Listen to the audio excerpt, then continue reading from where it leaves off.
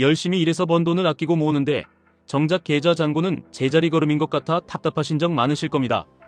남들은 주식으로 돈을 벌었다는데 나는 왜 매달 적립식으로 넣어도 티가 안 날까 고민하며 포기하고 싶은 순간도 있으셨을 거예요.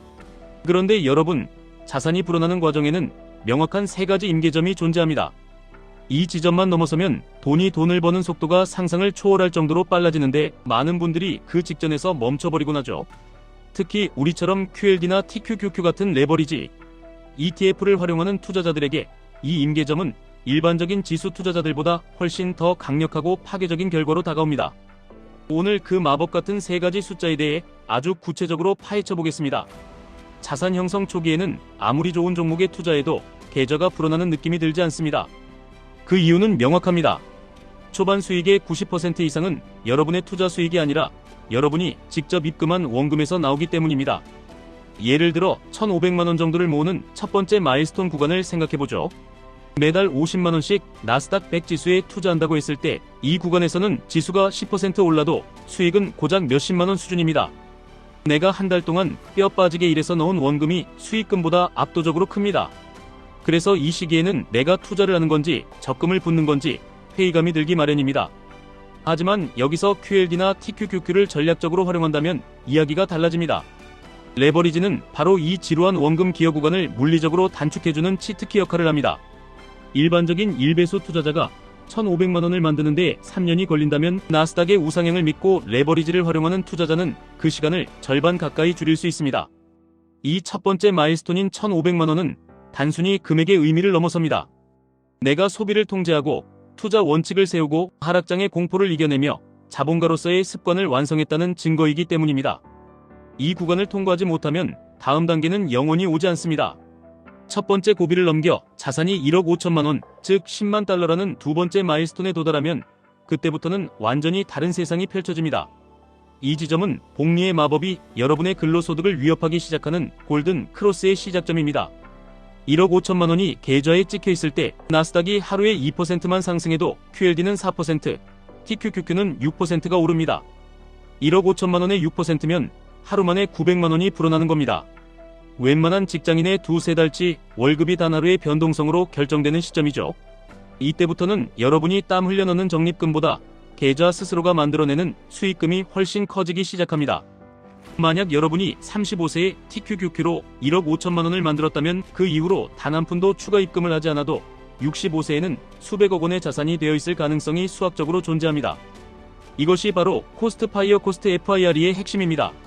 물론 레버리지 투자는 변동성이 크기에 멘탈 관리가 필수적이지만 1억 5천만원이라는 숫자는 여러분에게 이제는 내가 쉬어도 돈이 일하게 만들 수 있다는 심리적 자유를 선사합니다.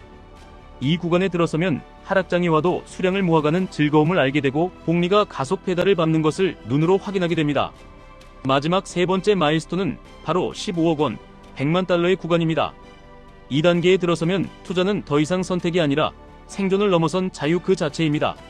15억 원의 자산에서 매년 4%만 인출해 쓴다고 해도 연간 6천만 원, 매달 500만 원의 생활비를 영구적으로 꺼내 쓸 수 있습니다.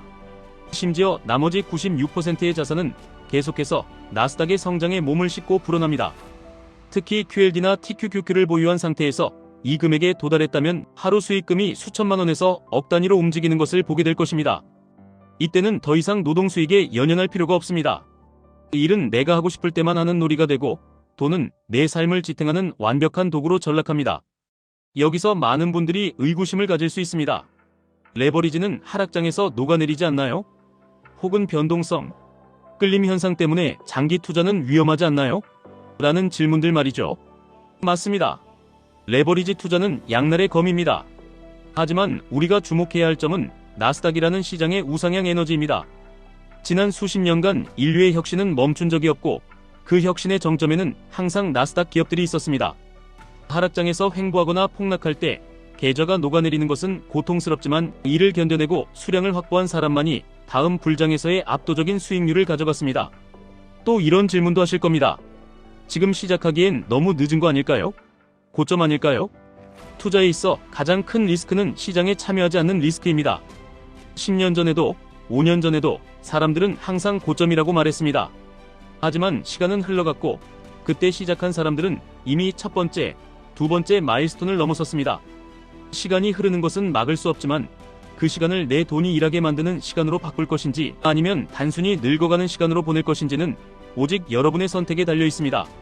물론 15억 원이라는 숫자가 멀게 느껴질 수 있습니다. 하지만 기억하세요. 모든 거대한 성취는 아주 작은 습관에서 시작됩니다. 오늘 커피 한 잔 값을 아껴 QLD 한 주를 사는 것, 하락장의 공포 속에서도 매수 버튼을 누르는 그 용기가 모여 임계점을 돌파하는 에너지가 됩니다. 돈을 모으는 과정은 고통스럽고 지루하지만 그 고통의 끝에는 반드시 보상이 기다리고 있습니다. 여러분은 자산을 불리는 기계가 아닙니다. 이 투자의 목적은 결국 사랑하는 사람들과 시간을 보내고 내가 하고 싶은 일을 하며 현재를 즐기기 위한 도구를 마련하는 것임을 잊지 마십시오. 투자는 단순히 숫자를 늘리는 게임이 아니라 내 삶의 주도권을 찾아오는 여정입니다. 첫 번째 마일스톤인 1,500만 원을 향해 묵묵히 걸어가십시오. 그 지점을 지나는 순간 두 번째 지점은 더 빠르게 다가올 것이고 어느덧 세 번째 지점에 서 있는 자신을 발견하게 될 것입니다. 레버리지라는 강력한 파도를 타는 여러분의 여정을 응원합니다. 변동성을 두려워하지 말고 그 변동성을 수익으로 바꾸는 지혜로운 투자자가 되시길 바랍니다. 지금까지 1분 투자 하이젠버그였습니다.